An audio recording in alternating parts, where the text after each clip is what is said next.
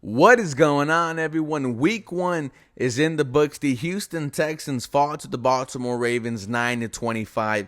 The Demeco Ryans era starts with the loss. Look, despite today's defeat, you saw some good things from rookie quarterback C.J. Stroud and wide receiver Nico Collins. This Houston Texans defense looked legit at times, and Will Anderson Jr. and Jonathan Gennard are going to be a problem. We are going to discuss this next, but welcome everyone to the 713 Houston Sportcast. I am your host, Ruben Calvillo. I drop daily Houston Texans content, so make sure you guys are following me on my Twitter, Instagram, and TikTok for the latest Houston Texans news, rumors, and updates. And if you are new here to the channel, welcome. Just hit 7K subscribers, trying to hit 8,000 by week 3. Please help me get there, and thank y'all so much for watching today's video. Now, starting with the rookie quarterback C.J. Stroud, I give him a C+ on his performance. He went 242 yards, 8.6 yards through the air, 0 touchdowns, 0 interceptions. He ran the ball for 20 yards and a 78 QBR rating. C.J. Stroud's days started off rough, but got it going as the game went on. Built an early connection with veteran wide receiver Robert Woods, and he ended his day with 10 targets, 6 catches, and 57 receiving yards. There were some crucial moments where Robert Woods came down with the catch. Another wide receiver that C.J. Stroud had a good connection with, third-year guy Nico Collins. We talked about him in the pregame. Is he going to step up and be a weapon for the Houston Texans? Well, he was targeted 11 times, 6 catches, 80 yards. A huge play on third down of extended drive in the late third quarter, early fourth quarter. And Nico Collins, he answered the bell. But overall from C.J. Stroud, he looked poised, he looked calm, he looked in control.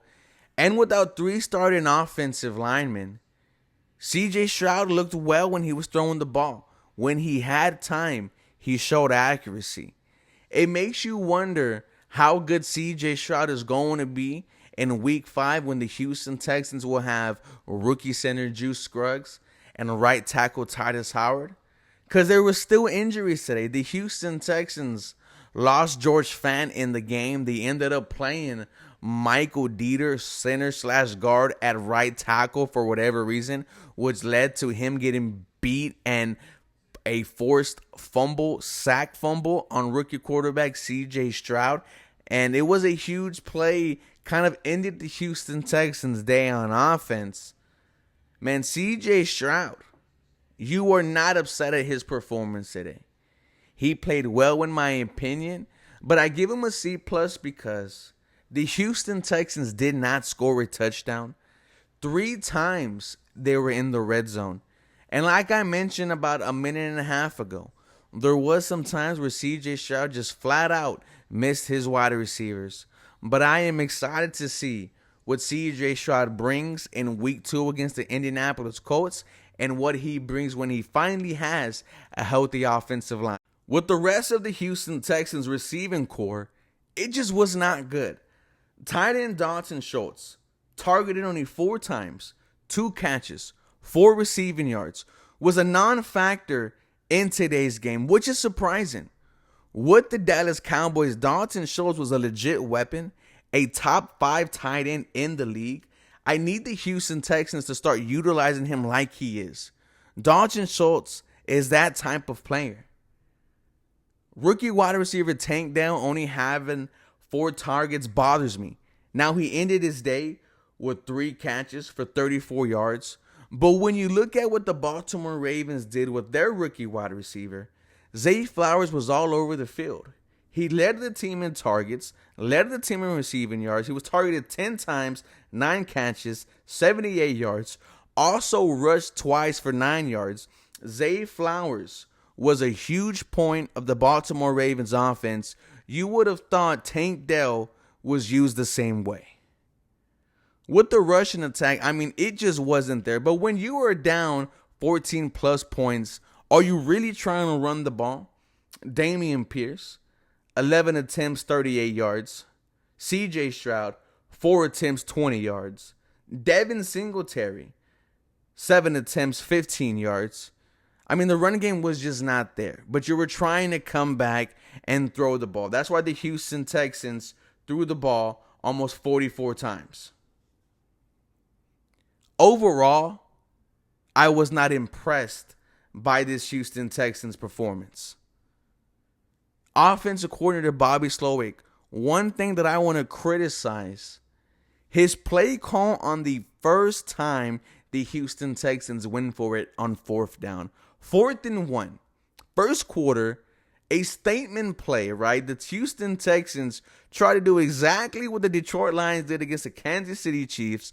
Go for it on 4th down on your first drive in enemy territory. And the Houston Texans decided that they were going to throw the ball instead of giving it to their best offensive weapon, Dameon Pierce. That confused me a bit. I mean, I could go on and on what I didn't like today from Bobby Slowick and this play calling. But overall, this Houston Texans offense, man, I give it a C-. Now, the offensive line was not good, but they did what they could. As we know, the Houston Texans are without 3 starting offensive line, Kenyon Green, Drew Scruggs, and Titus Howard. Today's starting O-line was Laramie Tunsil, Josh Jones, rookie center Jarrett Patterson, Shaq Mason, and George Fant. Now, later on in the game, George Fant went down with an injury, and you saw the Houston Texans move Josh Jones to right tackle. A newly signed player on the practice squad, Michael Dieter, who played with the Houston Texans all throughout training camp and the preseason, was put at left guard. This might be your starting offensive line for week 2 against the Indianapolis Colts. I think it is now a need that you need to go out there and sign free agent Dotson Risner.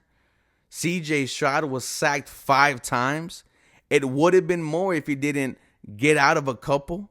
But this offensive line performance was just not good.